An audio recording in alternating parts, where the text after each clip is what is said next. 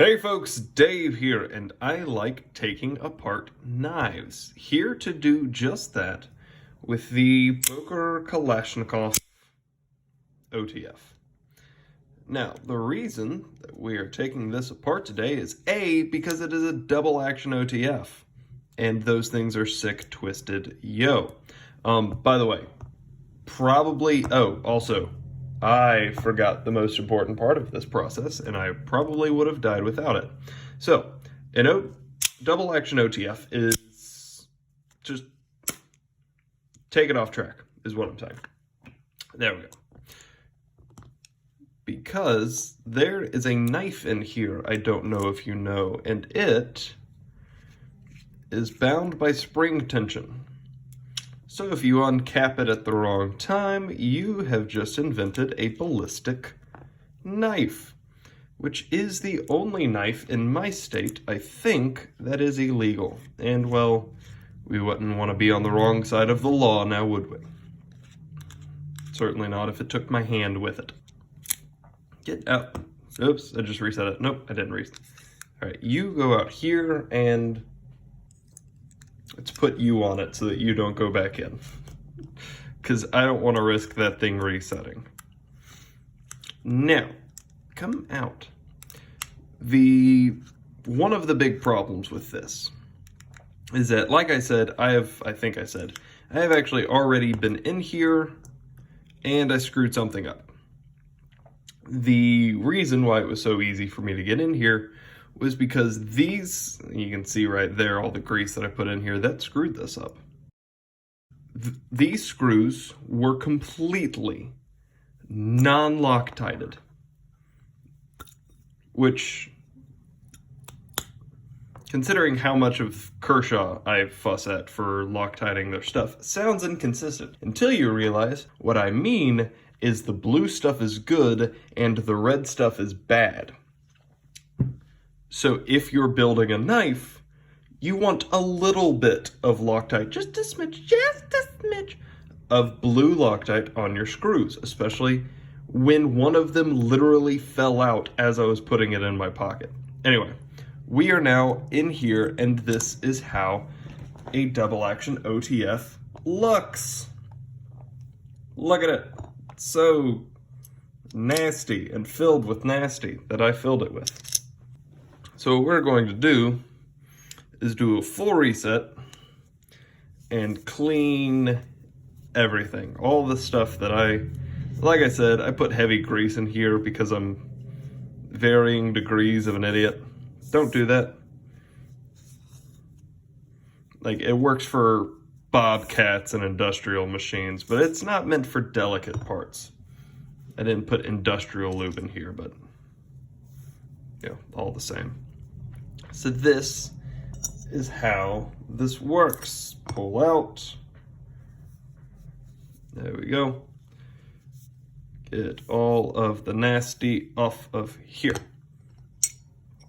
And then I will walk you through my understanding, simpleton though I may be, of how I'm pretty sure a double action OTF works. Okay. So, big difference between a single action and a double action OTF is that a double action, this kind, you can and it goes out and comes back. A single action goes out and then you have to pull the spring back to recharge it or reset it. Now, a single action, the spring is more powerful, goes all the way forward, so if you put your hand in front of it, it will try its darndest to go through your hand. Remember how I stopped the blade? A single action would not have done that. A double action is built to do that. So, what is happening is that, I really like these silly looking little gates, but the knife is being held in, you see that little dot right there? That little point, is that uneven? I think it is. I don't know. The blade play on this one isn't terribly worse than my Microtech, so I don't know of any. And you see how that gate just closed? That is an important gate. So we got to get in there. All right. This is the spring do you see that slant right there, as well as that slant right there. This sits right here, interacting with these two gates. That slant, as you pull it forward, see how the gate just closed? That is a simulation of, go away, handle scale. That is a simulation of your thumb being on this. Let's put the knife all the way back down there. Go in. Okay.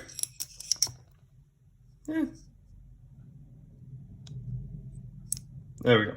So now it is fully closed. The gate has re-engaged. There is no getting the knife out. Where do you sit? You sit right there. Actually,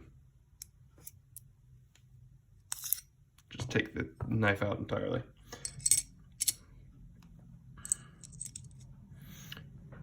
So when your thumb pushes forward to engage the knife, the spring moves forward. This part, this little foot back here, pulls the knife on that slot, pulls it forward. That slant disengages that, and with a little bit of spring tension built up, because these don't disengage at the same time. So the spring tension is built and then the gate is released. So it's just the spring throwing the blade forward, where it gets caught by that hook. So that little dot right there is what this hook engages with. So the spring throws the blade forward, and essentially that's your blade stop right there. So when you're trying to push it back, pull back on it, the exact same thing happens. Spring tension is built before the gate is released. So when the gate's released, the spring tension throws the knife back. So spring tension is building, gate releases.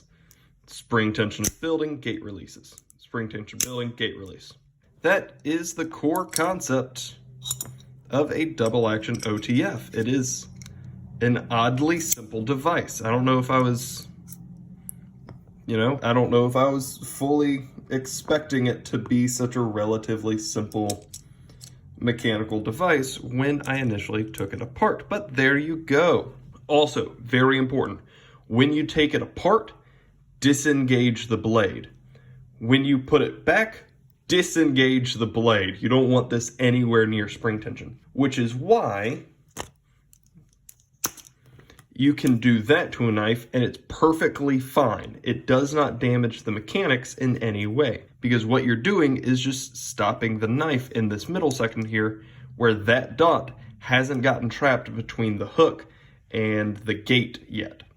So when you pull it all the way out, what you just did is pulled the blade past the gate.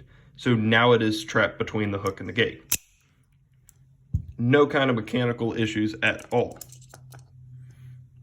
I always kind of thought that there was maybe a little bit of a problem. Turns out there's super not.